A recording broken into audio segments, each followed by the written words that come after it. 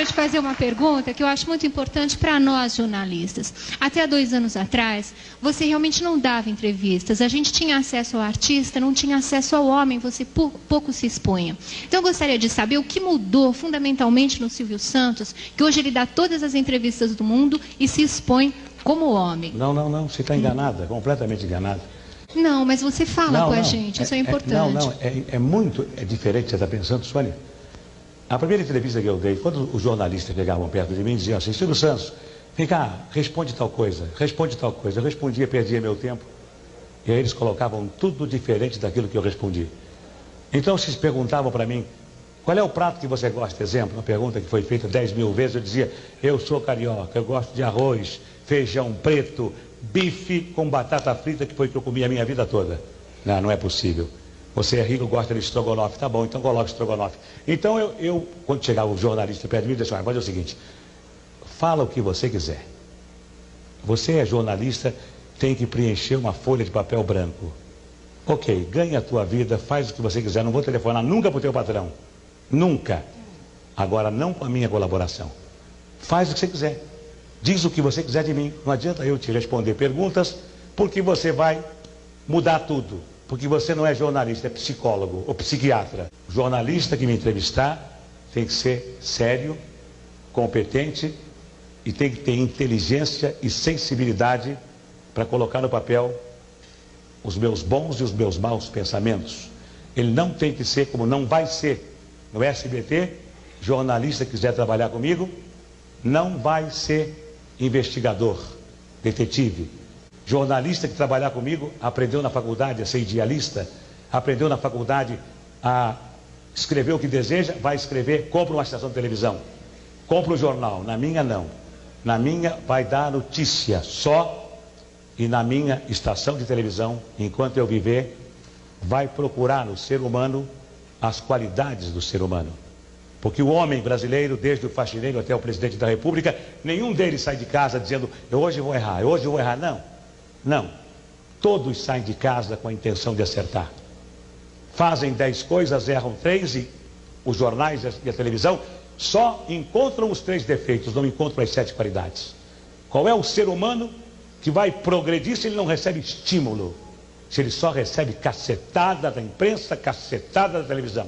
Me faz lembrar a piada do homem que morava numa vila de casas e que era engenheiro eletrônico, falava inglês, era arquiteto, falava francês, falava alemão, era músico, tocava um instrumento. Ninguém conhecia ele. Conhece o músico? Não. Conhece o inglês, o que fala inglês? Conhece o... Não. Conhece o careca? O careca, sim, o careca é da casa 23. Quer dizer, o careca todo mundo conhece. E as outras qualidades do careca ninguém sabe quem é? Não. Na minha televisão, o jornalista, se quiser trabalhar comigo, vai ter que dizer, a inflação foi de 2, 3, 8% só. Não vai dizer assim, a inflação esse mês foi de 8%. Que coisa, não. Que coisa não. Ele dá a notícia só. E se ele puder elogiar, elogie. Faça como a imprensa americana. Porque na imprensa americana, eles colocam Silvio Santos, foi convidado a comparecer a uma delegacia de polícia para prestar informações. Silvio Santos será julgado na próxima semana. Silvio Santos foi condenado a 5 anos de prisão. Silvio Santos é ladrão. Aqui não. Na imprensa brasileira, me desculpem os jornalistas se eu estiver exagerando, mas uma parte da imprensa brasileira coloca Silvio Santos é ladrão para vender jornal. E o Silvio Santos que explique por que não é ladrão. Nos Estados Unidos, a Carol Burnett foi chamada de alcoólatra pela revista Enquirer. Ela nunca foi alcoólatra, provou e recebeu 3 milhões de dólares de indenização. Nos Estados Unidos, houve um caso de investigação, que foi o caso Watergate, até hoje discutido na imprensa norte-americana, porque jornalista não tem nada que ser investigador. Jornalista tem que dar a notícia só, mais nada. E tem que, se possível, elogiar o ser humano para que ele seja estimulado e para que desde o faxineiro ao presidente da República todos trabalhem pelo bem comum.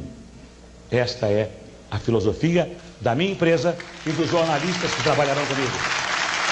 Se não quiserem, comprem um jornal, ganhem uma concessão de televisão. E o dia que o governo não quiser mais o Silvio Santos como concessionário, chega perto de mim e fala, não quero mais, eu entrego. Eu não nasci dono de televisão, eu fui dono de televisão porque os donos de televisão fecharam as portas para mim. E eu então, quando se fecha uma porta, Deus abre uma janela. Fui obrigado a ser dono de televisão, a comprar 50% de ações. Eu não nasci dono de televisão, nasci animador de programas.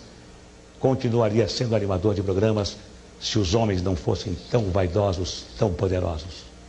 Sou um homem vaidoso pela minha condição de animador, mas não quero ser um homem poderoso. Não precisa ser poderoso. Sou poderoso com a minha consciência. Foi. Ei, valeu. Fala. Silvio, por que você sempre foi vitorioso nessas tuas mumunhas? Bem, Hein? eu não sei o que é mumunhas, mas eu costumo... Mumunha é uma porção de coisa junta. Realmente eu costumo ter mais vitórias do que derrotas por uma razão. Quando o ser humano está com a razão, Deus é o seu advogado. Ninguém vence o ser humano quando ele tem razão. Quando o ser humano não está com a razão, Deus é o juiz e o demônio é o advogado de quem está sem razão. Quem tem razão, forte ou fraco, vence sempre. O bem sempre vence o mal. O mal vence por alguns minutos, por algum tempo, mas o bem sempre vence o mal. E não teríamos razão para viver. Mesmo que esta vida termine no pó, não teríamos nenhuma razão para viver se o mal vencesse o bem. Nelson Rubens não perguntou nada.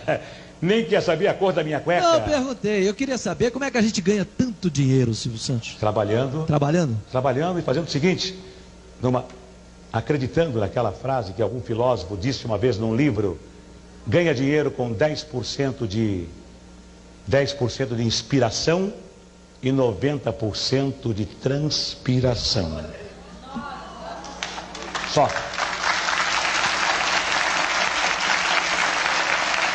Saber qual foi a sua maior tristeza e a sua maior alegria. A minha maior tristeza foi a morte da minha esposa, chamada Cida, aos 39 anos de idade, com câncer no estômago. A minha maior alegria foi ter conhecido a minha esposa Iris, mãe das minhas 4 filhas. Obrigada.